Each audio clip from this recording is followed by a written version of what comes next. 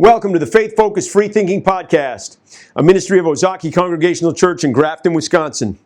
This is our 26th episode, and we're glad you're with us.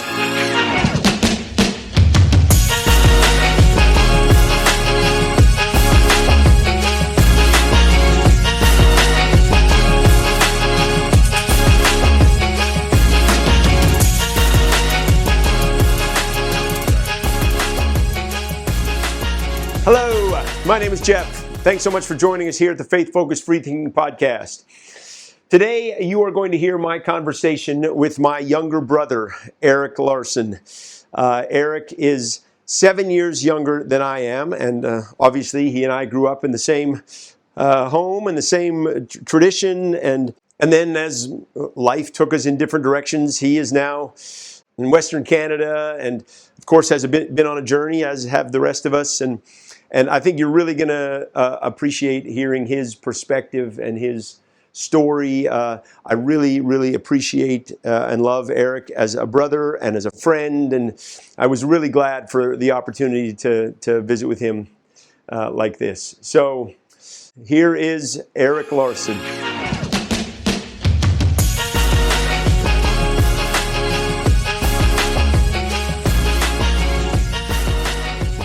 Thanks for doing this. I hope it's going to be fun. And, you know, I know we've talked about some of these things before, and maybe in this forum, maybe there's something helpful about it or whatever, you know, and so. Yeah, for sure. Well, and I mean, I gave a kind of a quick once over of the questions on the drive in this morning on the ferry ride over. Sure.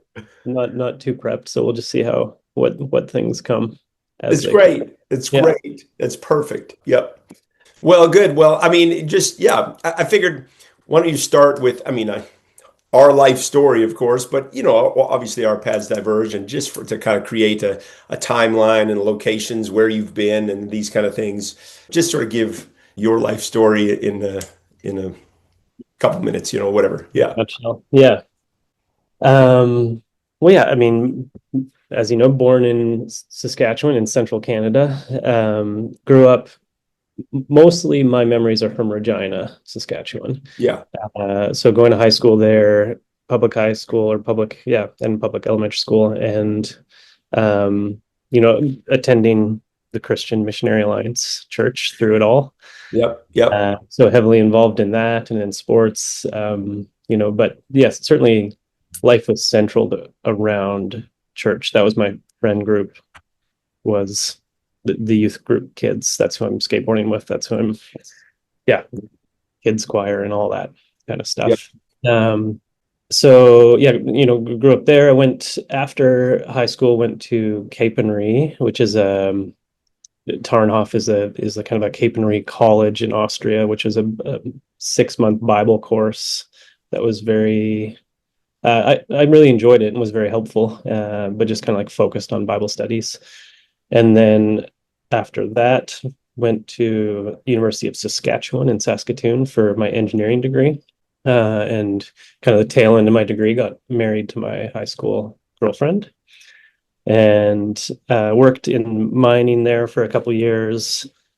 And then we traveled for a couple of years, or I guess a year rather, just going through, took some time off, and then looked at moving to Texas, where everyone was in the family, and then ended up in Kelowna, British Columbia, where I lived for the next 12-ish years, doing building engineering and then running a wedding business with my wife at the time. And then that fell apart in 2020. My wife and I separated.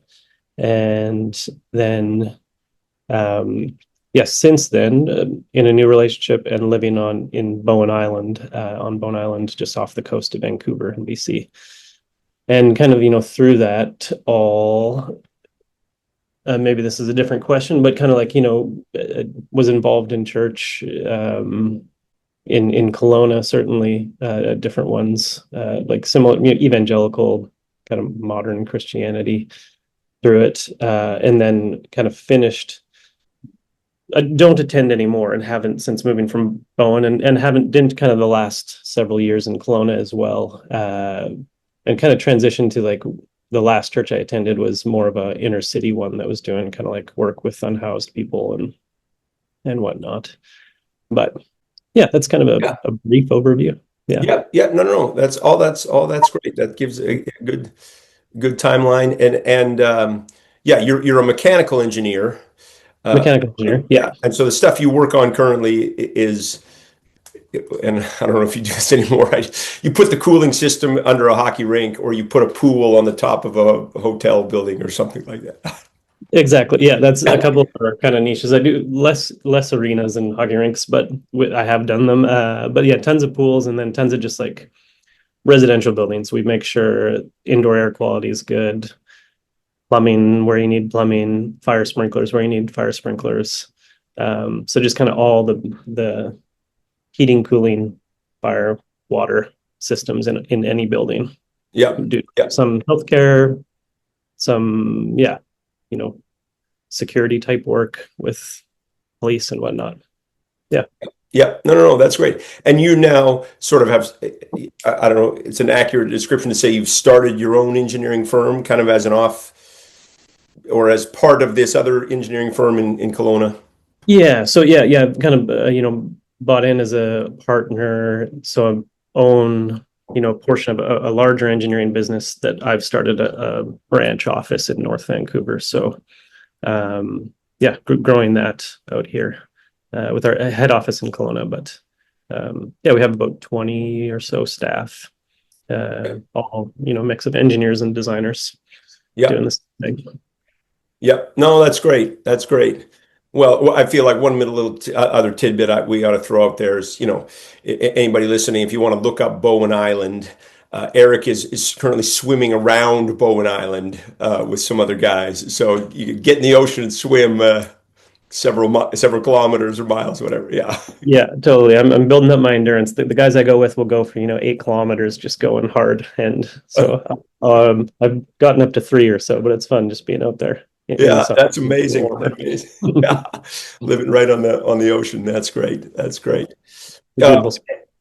and we should tell, or I guess we didn't, because maybe we'll talk about that, whatever. You and your girlfriend are expecting.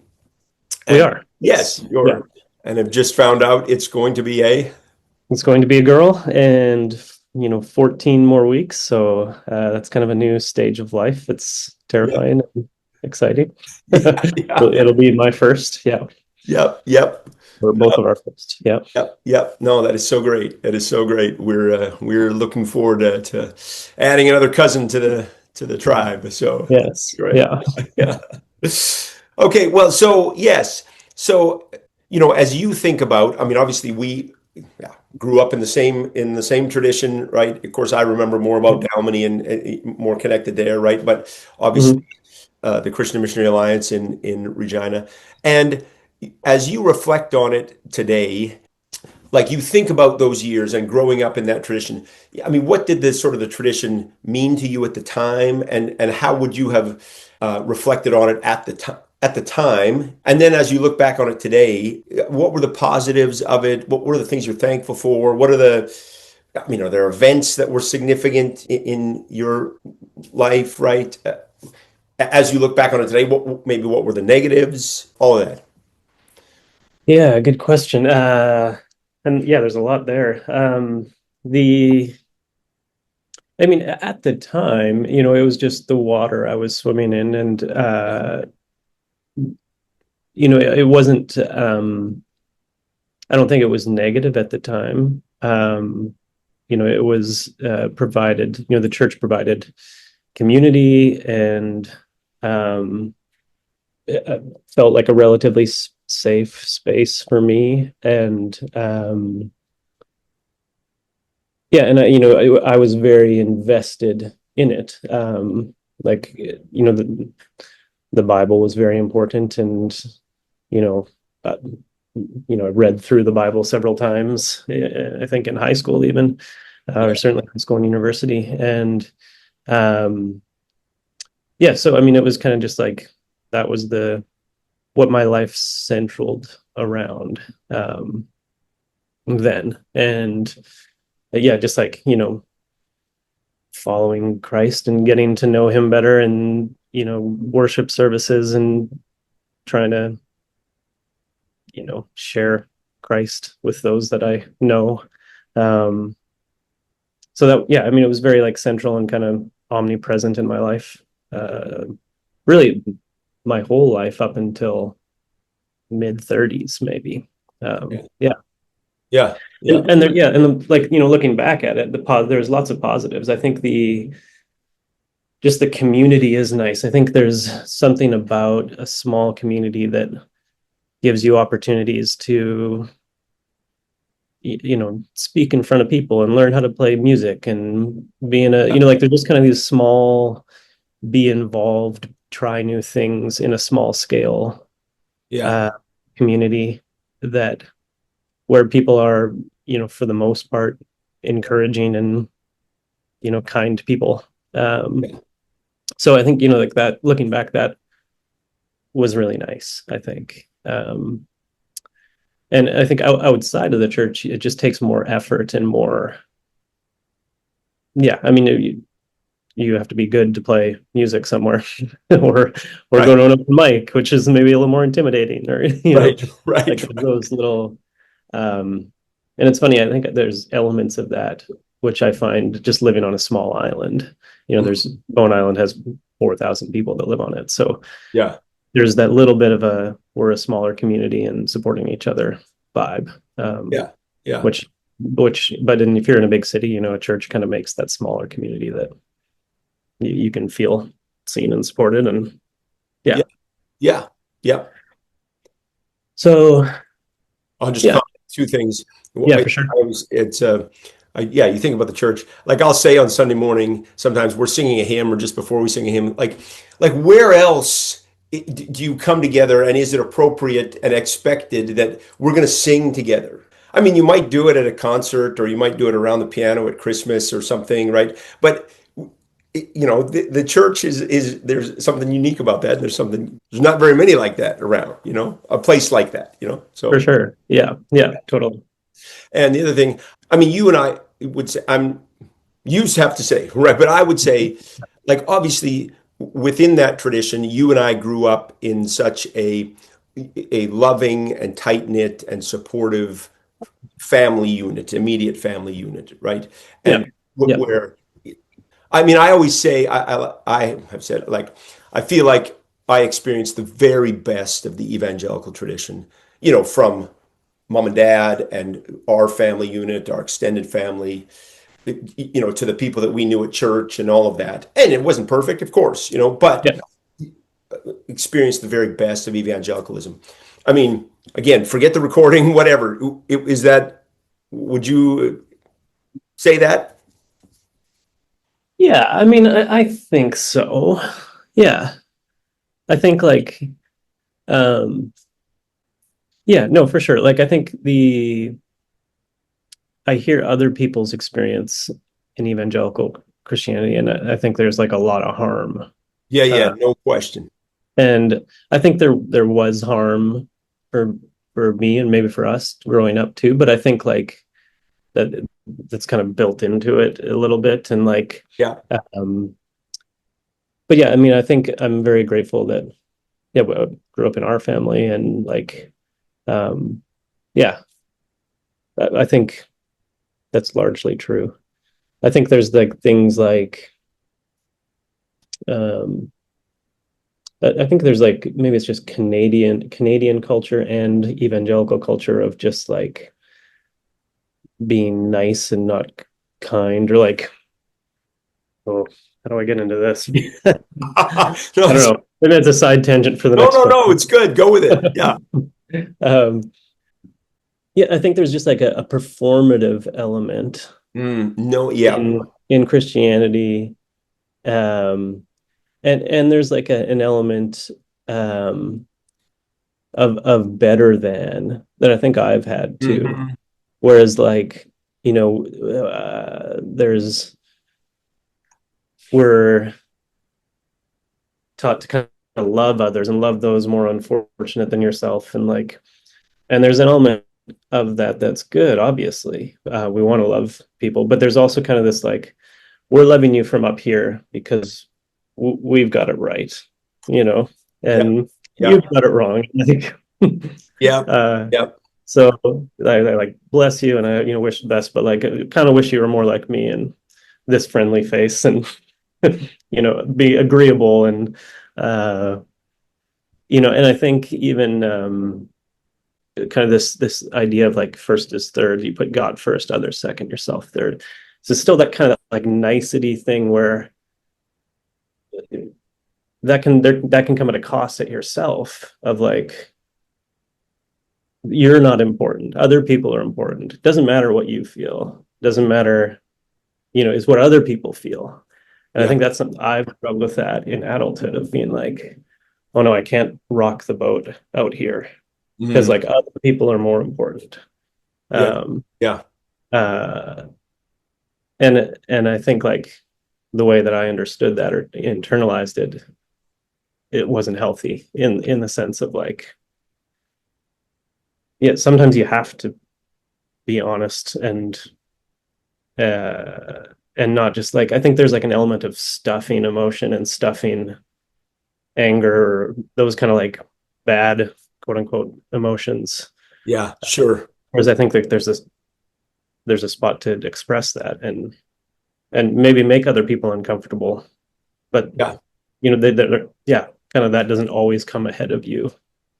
Uh, and being nice isn't always the same as being kind. Like you can be just pleasant and agreeable, but that might not be the kindest thing for you or for them.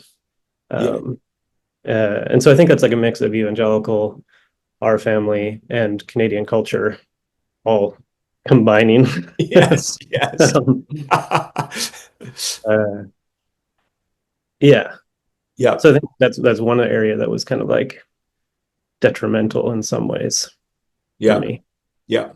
that I still have to work on is like just this we can't offend, we can't disagree almost it seemed like there's a right way and yeah Yeah. I Yeah. don't know makes sense. No, no, no. Yeah, absolutely. And, it's like, I think, as you say, right, it's evangelicalism and our family and Canada all mixed in and yada, yada. And if you take out the religious part or take out God from it, then you'd say, look, okay, yeah, we want to love people, right? And we think humility is a good thing, and we think selflessness is a good thing, and yet there's a time to stand up, and there's a time to you got to take care of yourself, and there's a time to what's the right thing to do and the kind thing to do and the loving thing to do. It's not always readily apparent, and it's not just yes, as you say, just sort of agreeableness, like yeah, keep Yeah, peace, whatever. Sometimes there's a yeah, and yeah, there's a lot mixed in there that's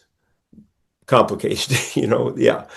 yeah, yeah, I mean that's really interesting from your perspective as sort of you felt that. I mean, is there anything else that like I describe my upbringing if if the negative of of evangelicalism or that tradition was just I lived under a blanket of I've got to make it to heaven and I've got to bring as many people with me as I can. Like this is the most important thing in life and it hangs over every conversation, every interaction, every relationship.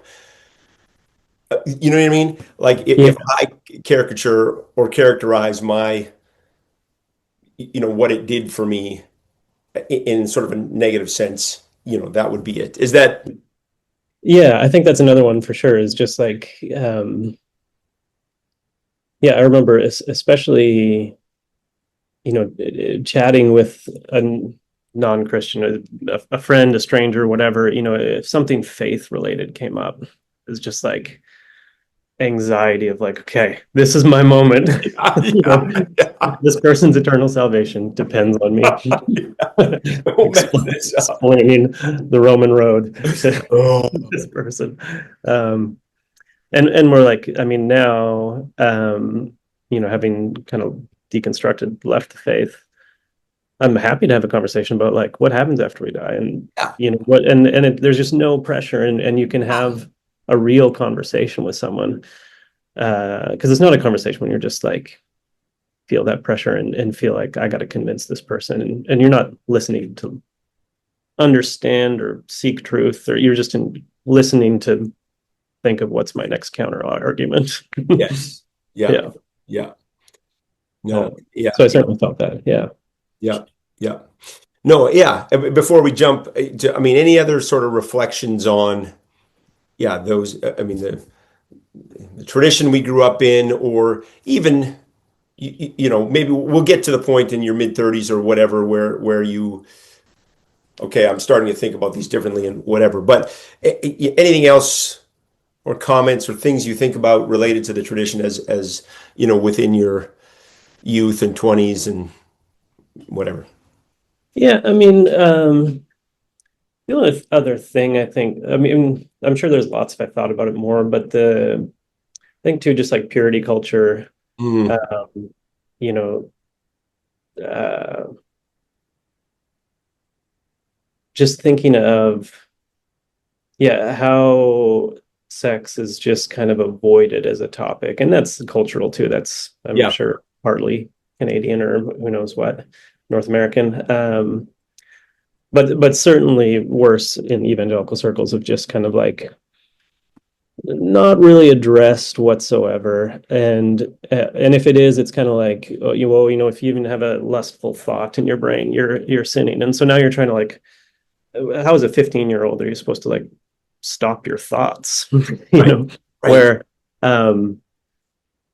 and so yeah, I mean, I think that is very hard and kind of like there's no openness on that experience. And so all of a sudden you're married and you're like, okay, figure it out. I've never talked to anybody about this Yeah, in my yeah, life.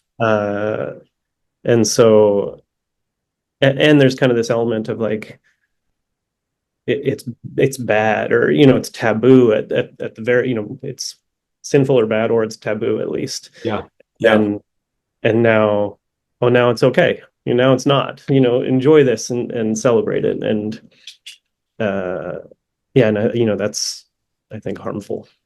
yeah, yeah.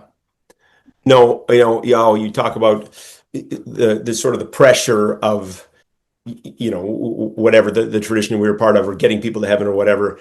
Yes, the pressure of purity culture needs more unpacking. It actually just came up. We were just talking about it. It was certainly unfortunate at best, kind of thing. And I mean, it's been amazing. Like, I feel like for me, I mean, trying to unpack that myself, you know, whatever, and then thinking about it related to my kids, right? Yeah, for Like, sure. Yeah.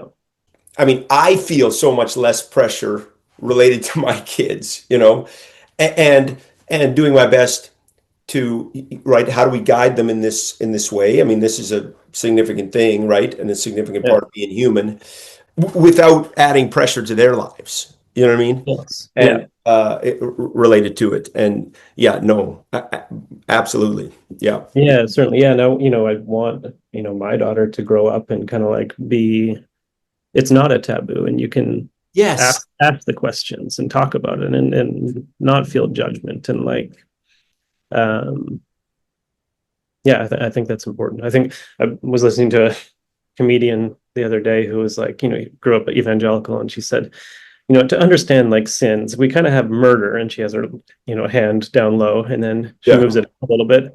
Premarital sex yeah, right, is right, worse than that, you know. And then premarital gay sex is yeah, worse yeah, than that. yeah. Uh, Oh, that was the, yeah, it kind of held up above everything else. yes, yes. Yeah.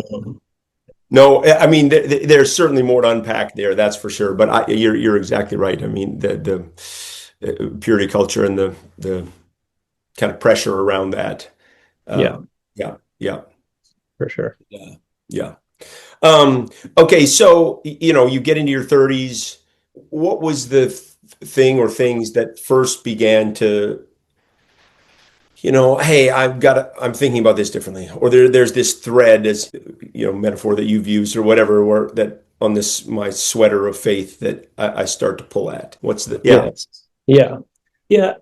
um, you know, I think the first thread I pulled out was just the church's approach to LGBTQ, mm, uh, and kind of, you know, with any issue, with any kind of um, yeah, with any kind of topic of discussion, everything's easy in black and white when you're not personally involved or you don't know somebody Yeah. in the situation. Talk about anything controversial like abortion or euthanasia, or Yeah. it's easy to look at that and just, oh yeah, this is wrong, this is right. Yeah. But then know somebody who's on their deathbed, and okay, well, euthanasia now has a different feeling to talk about, and like you see the gray. And I think growing up, everything was black and white, and so for me at least, and then yeah, and then I have friends come out, and at first it was just like kind of standard evangelical response from me, which is like love the sinner, hate the sin. And so like I still want to be friends with you, and I just think that your base impulses are wrong, and you might be deeply madly in love with your soulmate, but I think that's abomination.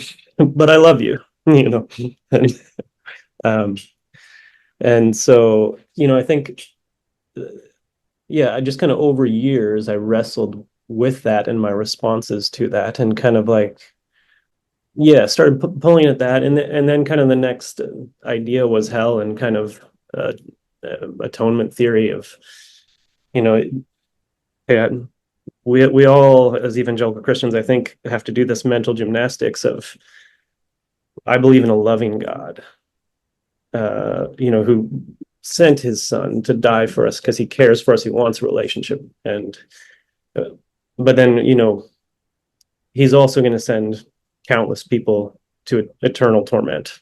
Yeah. And, Yeah. and it just seems like if we have an all-powerful God who's all loving, he's got to think of a better way. Right. And we make these, I started seeing kind of just the gymnastics that we're doing in the sense of, okay, we're born sinful, but surely we know that God is a good God, and he's not going to send a baby to hell. Right. So there's got to be an age of accountability. So maybe you're clear until you're 10, or until you can consciously make a decision, Right. But why can he do that to the 2-year-old and he can't do it to the 14-year-old who's never had it explained, or right. And you can get into the weird, if I truly believe that, like, should I just murder every kid under 3? Yeah. Yeah. I mean, honestly, because if I care about like the eternal salvation of their soul versus this short life, I mean, the kinder thing is just right. Right. And so, well, I can't, obviously I don't want to do that. I have a conscious myself, but that's kind of what the logic looks like, and you're doing these dances of, okay, well, yeah, how do I justify all this in my head of how does God send some people and not all people, and then I kind of started looking into the different theories. The names are escaping me. I used to know them all the time, but like universalism, or like when you kind of pass, then it's just kind of yes, annihilationism. There it is. Yeah. And then so I start having conversations with my Christian friends and small groups and whatnot about hell, and it's interesting because it's kind of like if you can talk about universalism or even annihilationism, or like people feel like the rug is getting pulled out from underneath of them and get super defensive, but at the same time, kind of everyone in a way wishes that was true, like everyone's, can't say everyone, but majority of people I know, like deep down, I think we're all kind of embarrassed that we believe in hell. You don't just kind of like go out Westboro Baptist Church style and proclaim it, because right. We're all a little embarrassed that we believe in a loving God, and right. Torment majority of people for all of eternity. Yeah, so kind of lost the train of thought there. Oh yeah, just kind of pulling the threads. So yeah, I started talking to people about that, and just the more I pulled at those types of things, you just pull it kind of everything. Yeah. And, as a strong Bible believing person, but then you just see, how much interpretation goes into that. Yeah. And I know, I think you've maybe even told me this example. I forget who said it, but there's just that, you can look at a phrase, he said he didn't steal the money. And you can put the emphasis somewhere else. He said he didn't steal the money. He said he didn't steal the money. He said he didn't steal the money. And you can do that. You can take that and do 10 different sermons in different directions. Yeah. If we're using that phrase as an example. And so you just kind of realize, yeah, for me, I don't, yeah, you just start pulling away at all those little details.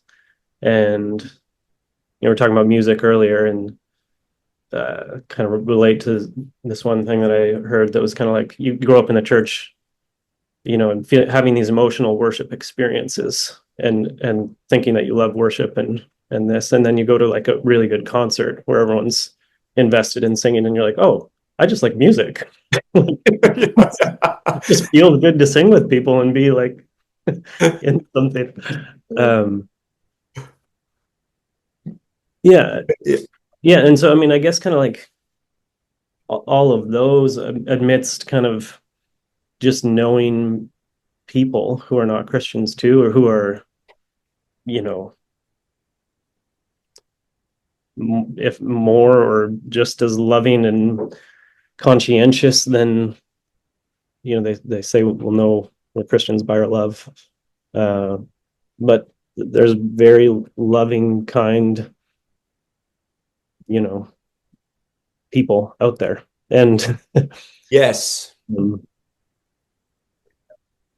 yeah, and do I, yeah, I don't, it just kind of, yeah, fell apart. Yeah. Yeah. Yep. No, no, no. I get it. I mean, and you're right. Going back to you saying, deep down, we're embarrassed that we believe in hell, right? And Mm, deep down, I don't want to say it doesn't make sense, like, but deep down, we know, yes, the logical move would require us to do this, like you say, kill yeah, all babies under, right? And like we know that doesn't make sense, yeah, and then we have to do these mental gymnastics, and so, but there's a fear when your whole life is wrapped up in it, and then somebody questions it. It's like the rug is being pulled out, and this is all I know. And if I entertain this possibility, well, maybe my whole world's going to fall apart. And yes, oh, for sure. Yeah, and so it's really tough to give consideration, even though deep down we're kind of embarrassed and know some of these things don't make sense. Yeah. yeah, yeah, So yeah, you say, okay, so I mean, in a sense, the whole thing falls apart, or the whole sweater gets unraveled. yeah.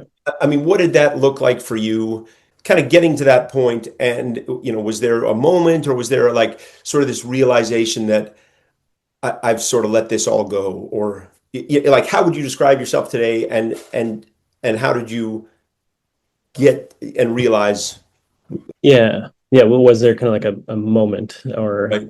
how was that?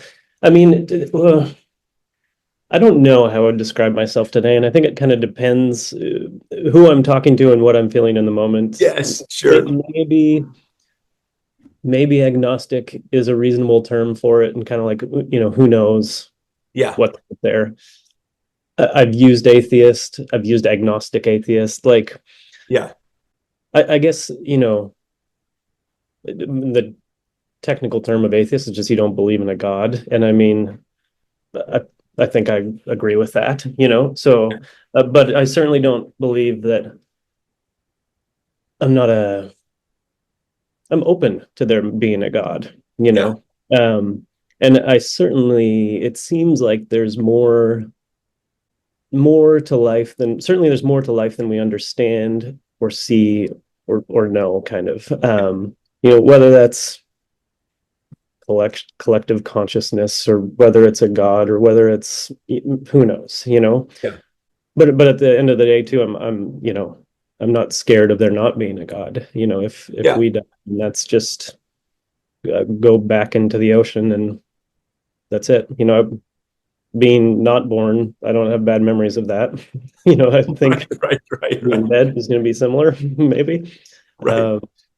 And so, yeah, I mean, I don't think death scares me.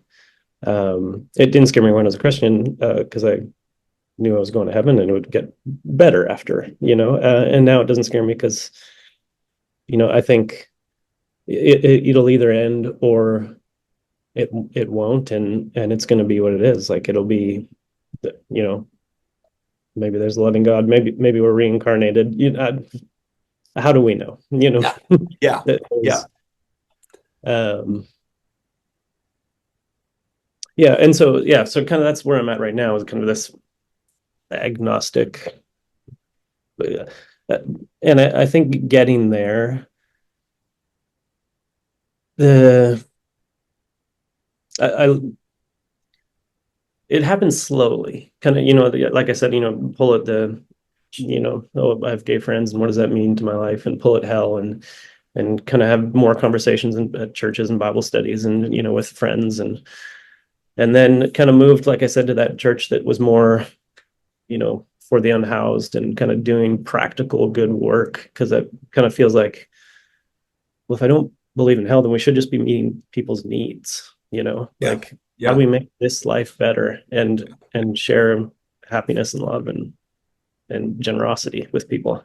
And so and then just kind of got to the point where, like, if I went to kind of a mainstream evangelical church, it just felt,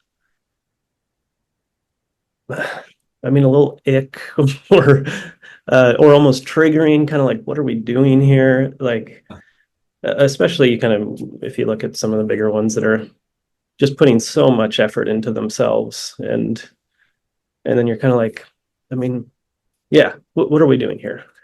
yeah, um, and then I kind of got into a little bit of a series of, like,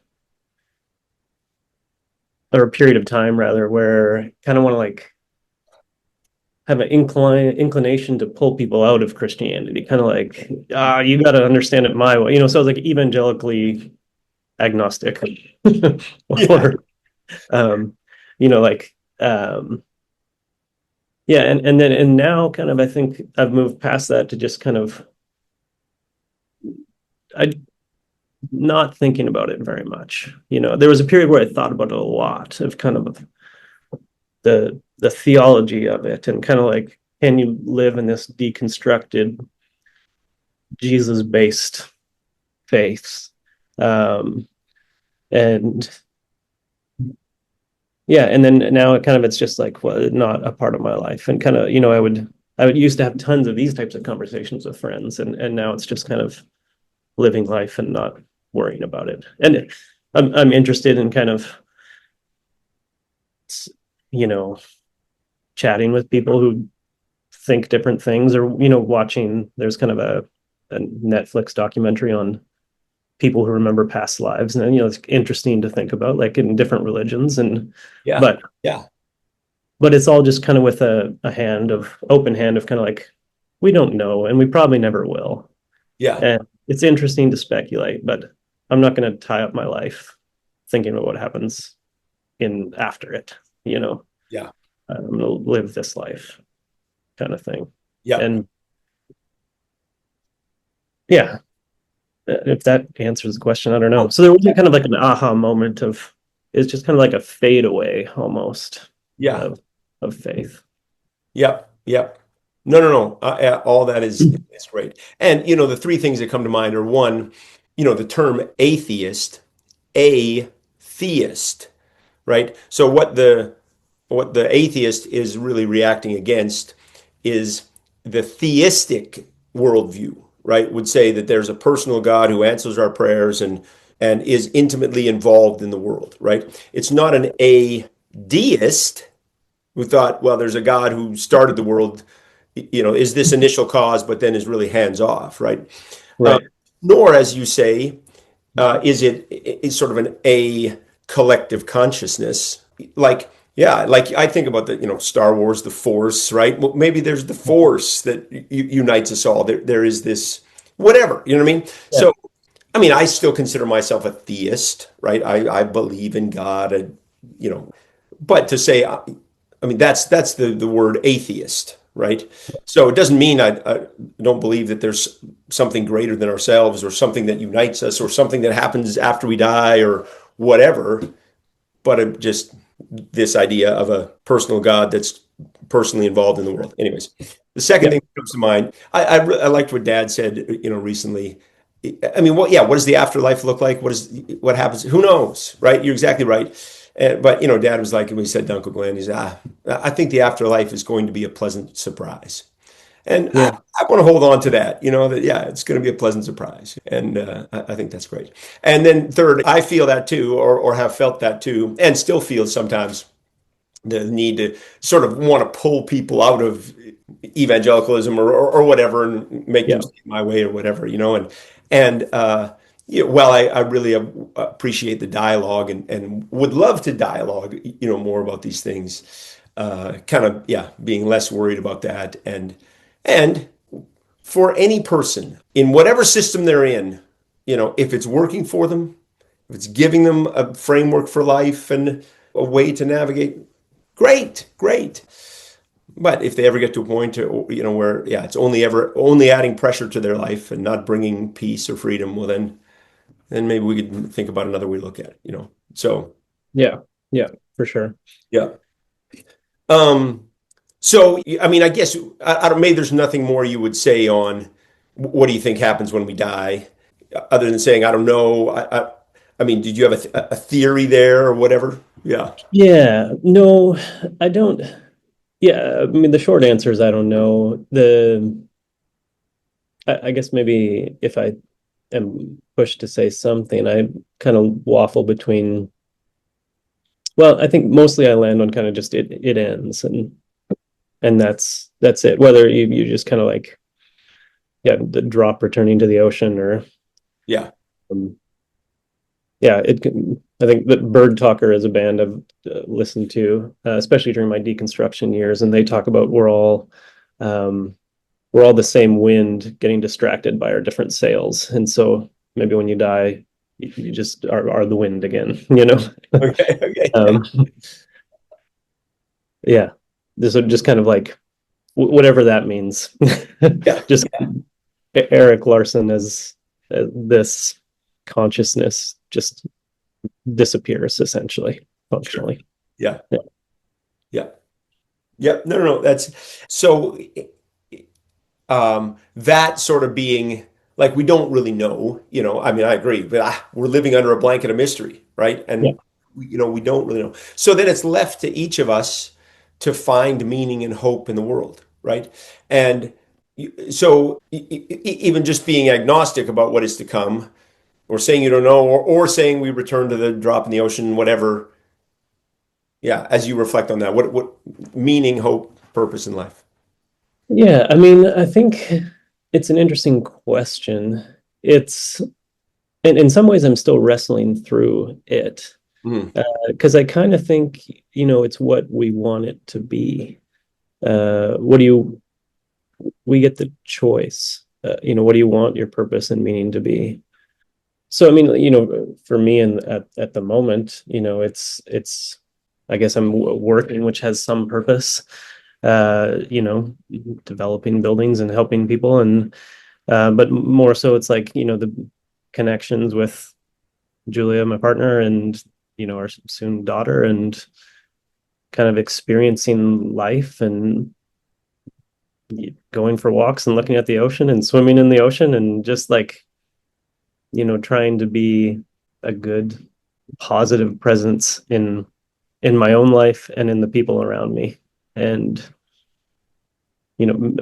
with work, I guess I'm not motivated by mechanical systems, but I'm, motivated to kind of have a company that treats people well, and it's a nice place to come and spend I mean, there's stresses involved, obviously, but like just trying to make life an enjoyable experience for those around you. Yeah, yeah. um, Yeah, and just kind of, choosing the things you want to pursue and make a difference. And Yep. yeah, Yeah. No, that's good. And each person different. I mean, there's some people that really find yeah, I mean, maybe your work gives you some meaning, even though you'd find more meaning in, yeah, your relationship with Julia and the people around you, whatever, But we all contribute to the world in some way. I always think about this, Grandpa Corbett, yeah, um, I mean, of course, he was, we had a certain relationship with him and within the family and all of that, right? And if family was important or whatever. But obviously, he had built, businesses and some of these things that were important to him as well, right?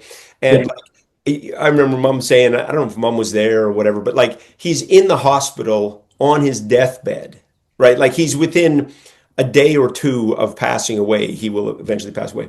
And he looks around and he asks the nurse, who built this place? Like who built this hospital, right? yeah, Like somehow that was significant for him.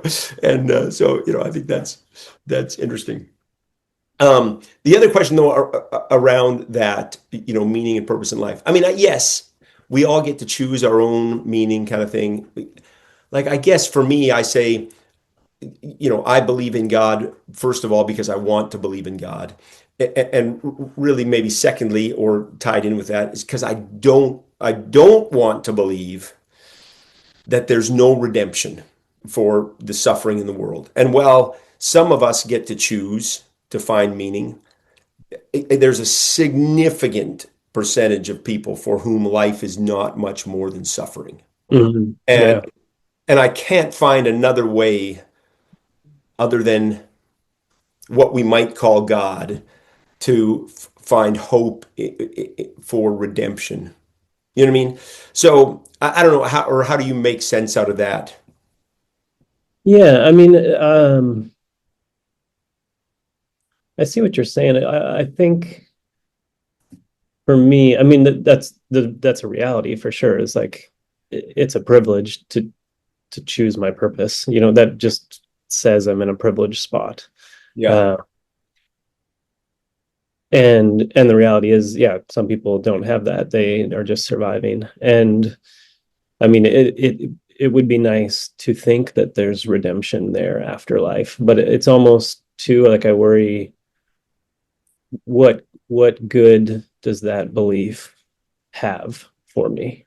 Mhm. I guess it just makes me feel better that hopefully some of these people or all of them, end up somewhere and have relief at the end of this. But functionally, we just need to, as a society, all work towards raising the quality of life for everyone and like Yeah. champion causes. Like what we do know is that this life, we all experience this life.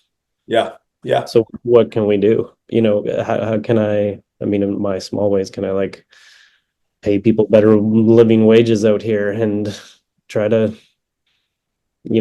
use my time and money to help others in some way and raise up that level for the world. And yeah, because I think I could see, another critique of evangelicalism is, sometimes we're focused on that we got to get people to heaven. And so we do all this work, evangelical work, but like we also need to bring heaven to earth. And how do we bring heaven here? How do we relieve suffering here? And like, um, yeah, and I think, that the one can detract from the other. So the belief of hope for something different it is nice. And it's certainly, I think that hope can be great for somebody suffering too, Yeah. if they can Yeah. believe that there's somewhere. Sure. Uh, that hope can let you endure things. But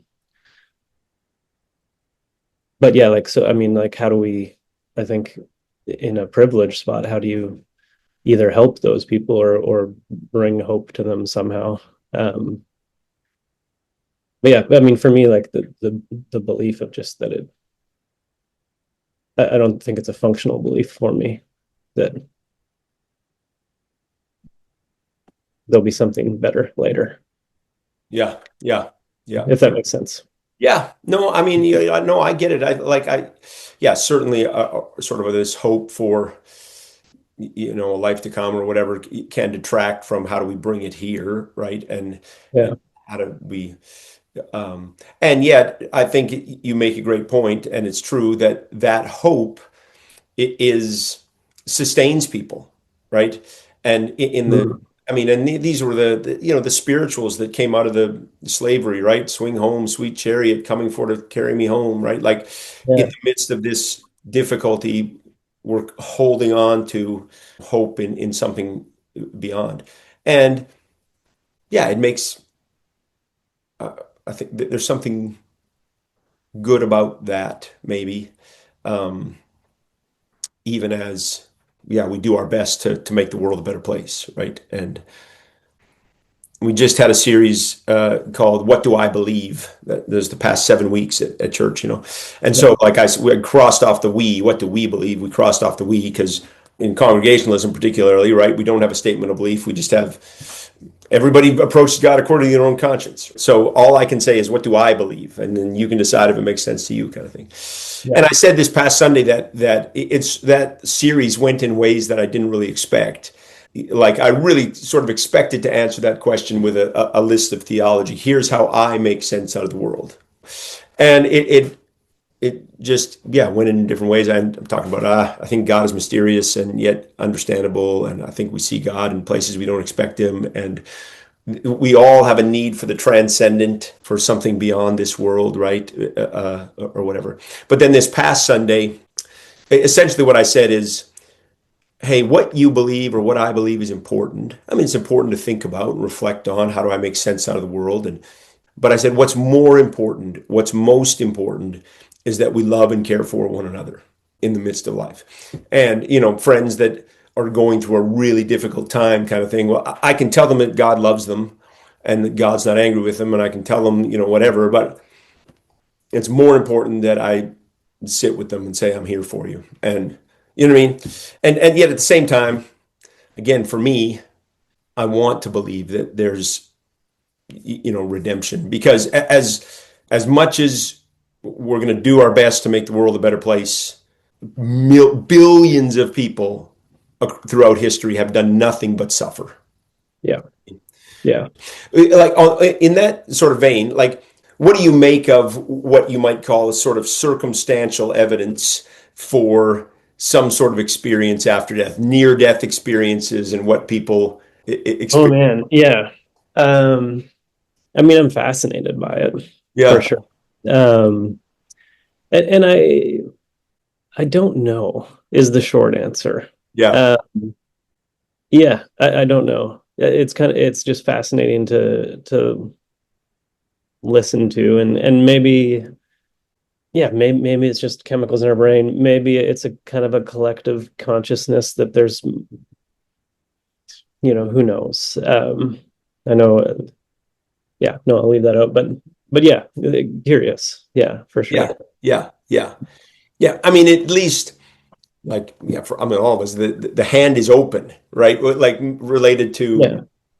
we don't know, and so all of these things, they're part of the conversation or part of the discussion. Like they're, you know, Yeah, yeah, mystery, and like I think too, certainly as a Christian, if I heard some of those other stories, either I would use it to support like, oh, that was angels or whatever, right, or discount it entirely because like that doesn't fit in my worldview. right, right, Uh, and now, yeah, like you said, open hand of kind of just like maybe what does that mean? I don't. yeah, Let's look at it, and is that a yeah yeah, a different realm or spiritual realm or yeah, I'm open to the curiosity and the mystery, which yeah, I wouldn't have been open to the curiosity and mystery before. It would either be, you know,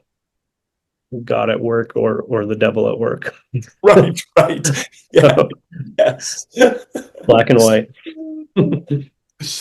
Well, yeah, well, I have one little comment that'll lead us to the next question, and I hesitate to make it because I'm sort of, I don't know if it's just a needless poke at evangelicalism, whatever, but it is thought, provoking. Like talking about, I've heard different podcasts too, or whatever, talking about these near-death experiences and what people experience, the stories they relate to, kind of thing, and the one guy listening to it, an evangelical leader, was like, well, like, yeah, but what about Jesus? Like, kind of how does Jesus fit in there? And I don't know if like Jesus was part of the conversation or this guy's near death experience, whatever it was, Yeah. And I just feel like what I hear in that question is, yeah, but we're still right, right? I mean, Yeah. like we still have it right. It's right, and you just want.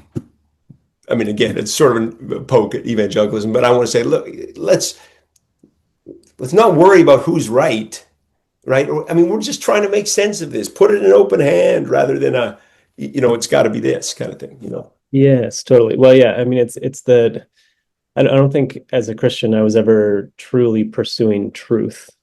Uh, Mm, I think just supporting our truth, you yeah, know. sure. Uh, yeah. Yeah, yeah. Well, that it brings the question though, like, what do you? I mean, do you take anything from the person and story of Jesus? Does the person and story of Jesus mean anything? Identify with? I mean, obviously, we're saturated by Christian culture For in sure. Yeah. right? But yeah, what do you make of or take from the person and story of Jesus? Hmm. Uh, that's a tricky one. I don't.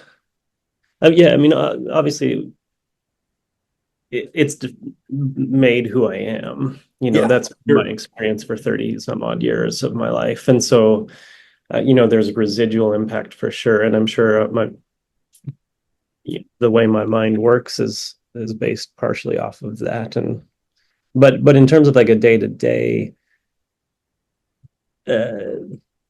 really not a lot, if any. The I still kind of listen to Christian adjacent podcasts sometimes. Like Pete Holmes is a oh yeah, comedian that I follow who's, I don't know if he would call himself a Christian or not, but certainly he's like Jesus influenced. sure. Grew up in evangelicalism, and so maybe that's a poor example, but that those type of sometimes they'll kind of reference Jesus parables or that kind of thing. And certainly I have friends who are still Christians, and so um, yeah, occasionally there'll be something that'll come up. Uh, yeah, uh, but yeah, functionally nothing. Yeah, yeah, Yeah, yeah, yeah. No, interesting. And like, I mean, again, that we're so stamped with Christianity in our culture. The, we're all influenced in some way by the story of the Good Samaritan, right? And being good and for sure. turning Yeah, the other cheek or doing unto others as you would have them do unto you, or like some of these things that are just part of the, Christian. And you sort of maybe, yeah, say that's the influence of Jesus on all of us in some way, So, and yeah, yeah. I yeah, guess, what, I guess maybe part for me, as much as um, I, my faith, I want to give people hope in the world, but maybe a large part of kind of my current faith, right, is freeing people from more dogmatic, faith, right? So, right. I Yeah, said, what Jesus represents to me is that there's nothing we must do, right, to earn God's redemption or earn God's love. We don't have to believe the right thing. We don't have to do the right thing. We don't have to achieve some standard of theology or behavior or whatever.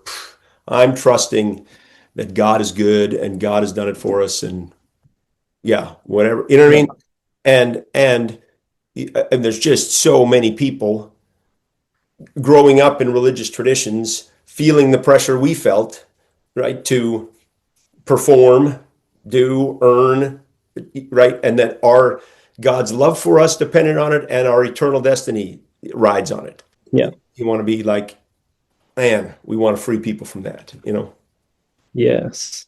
Yeah. Well, and I think that's like, I mean, that's the one that comes sticks out to that was in my head when you asked the question, was just like the prodigal son story, and just Mm. the um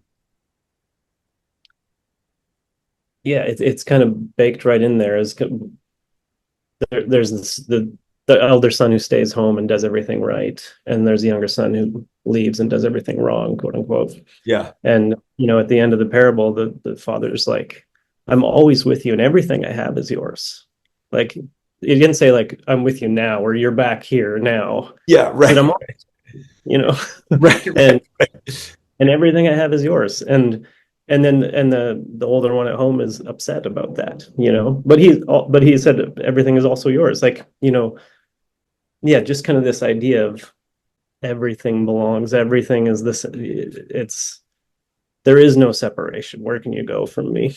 Yes. And Yes.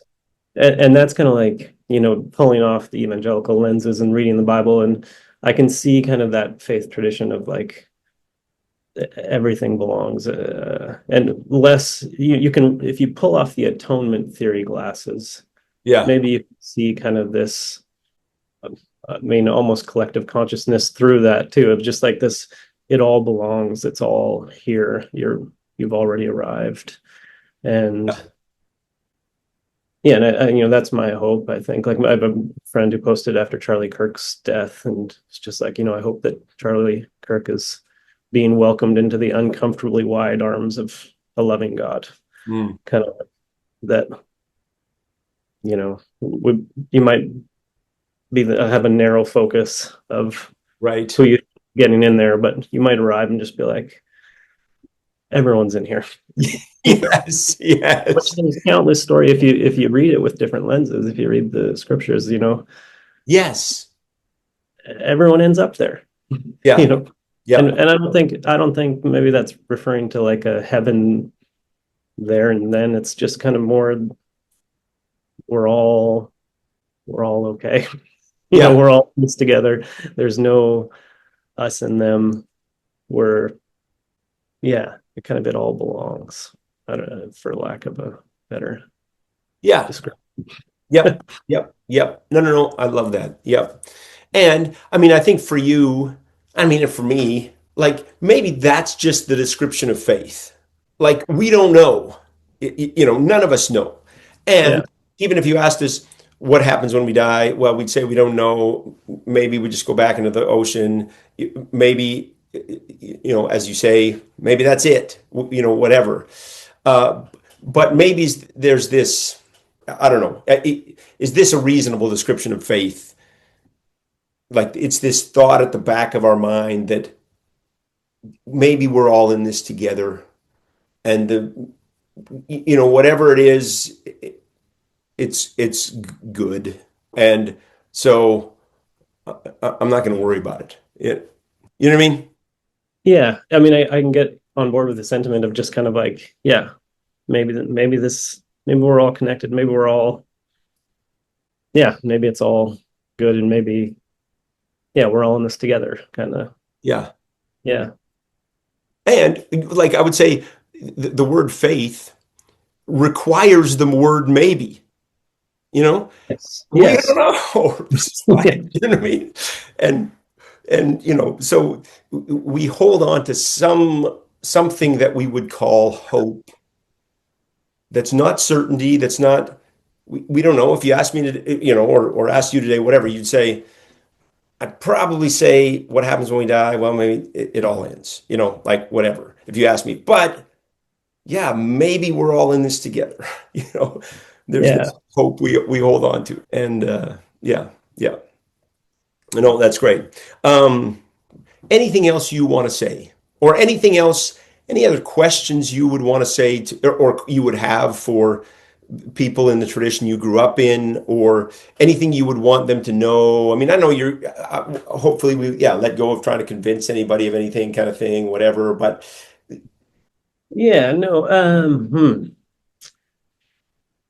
I mean, I think what I would want to say to people still in the faith or in the evangelical tradition is just to be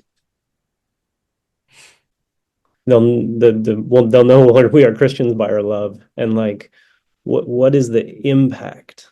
What is the here and now? How are you bringing heaven to earth here and now? What's the impact of your love? And not what's well, they'll know we are Christians by our intellectual assent to some theology. yeah, And, yeah, and I what I see out there in my social media feed of Christian friends is just like this holding on to like a tight-fisted holding on to like doctrine or a truth or an idea that uh, a interpretation of a this book, the Bible, yeah, and and why are we holding on to it? You know, what are we? God doesn't if there is a God, He doesn't need us to defend him. yeah, He doesn't need us to defend the truth. He needs us to just be love and be heaven on earth. yeah, And and why would you not want to believe that? Uh, and like from reading the scripture, I think I can believe that if I was gonna, you know, join back into that. But it's like love, that's if you read it and maybe that's just my interpretation, but it yeah, seems, yeah, let go of the protection. God doesn't need your protection. He needs us to love people. yeah, yeah, yeah. No, I think it's good. And like going back to what you said earlier, like, I always think sort of love everybody as a catchphrase is easy to say, but knowing like what's the loving and best and kindest and right thing to do in this scenario is really difficult, right? So hard. Yeah. There can be good, loving people, right, who disagree on what is the right, best, loving, kindest thing to do in this scenario, right? And Absolutely. Yeah. whether you put that into the theological realm or the church world, or you put it into the political world, or you put it into, look, we can disagree on that. Yeah. And so just saying loving everybody doesn't mean that that's easy or that there's not disagreement about it, right? Sure. Yeah. But if we can take the sort of the religious dogmatism out of the play and don't claim to have God on our side in whatever is our perspective, and just say, I think from my perspective, and my understanding of the world, this is the best and loving thing to do. You may disagree. I don't think God, you know what I mean? Then I Yeah. think we take a whole element out of the conversation that doesn't need to be there. You know? Yes. Yeah.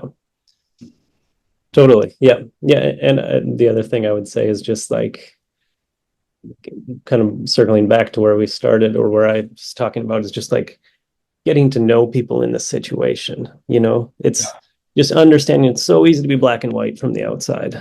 Yeah. Uh, and having open and honest conversation with people before you make a decision on something that doesn't affect your life, or Yes. vote on something that doesn't affect your life because you think other people shouldn't be doing this. Talk to the people it affects. You know, Yeah. Yeah. yeah, Yes. Yes. Yes. No.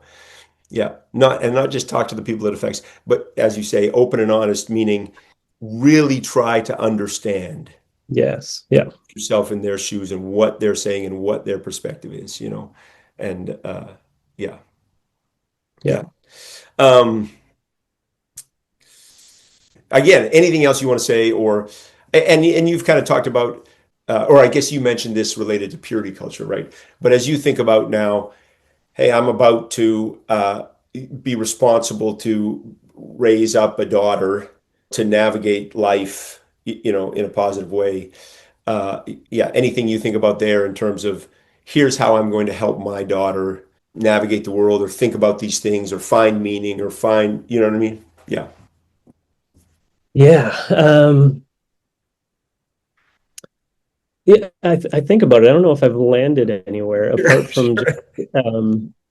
you know, uh, honesty and letting her follow her curiosity of kind of, I think I certainly won't be this is how it is. Yeah, yeah, There yeah. is no Sure. God or there is a God or, Yeah. um, I think my plan at the moment is kind of, yeah, very just honest and we don't know. Some people believe this and some people believe this, and like there's not a lot to go off of, but like we're curious and open and yeah, experience life and try to make meaning of it. And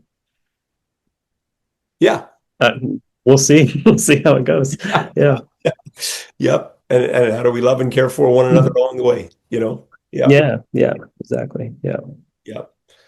No, that's good. That's good. Well, no, this has been great and fun, and I hope it's been great for you. And Yeah. Oh, for sure. This is great. yeah, Nice to yeah, chat. yeah, that's for sure. Um, well, yeah, no, anything else? Any last words? No, I think, yeah, that's it. Yeah. That's great. That is Appreciate great. it. No, thank you. Yeah, you're a good man. Well, that's it. That is episode 26. I hope you enjoyed our conversation. As always, don't hesitate to shoot me a note or to shoot me a note for Erik, or for those of you who know Erik, don't hesitate to reach out to him as well. So thanks so much for listening, and we will see you at the end of November.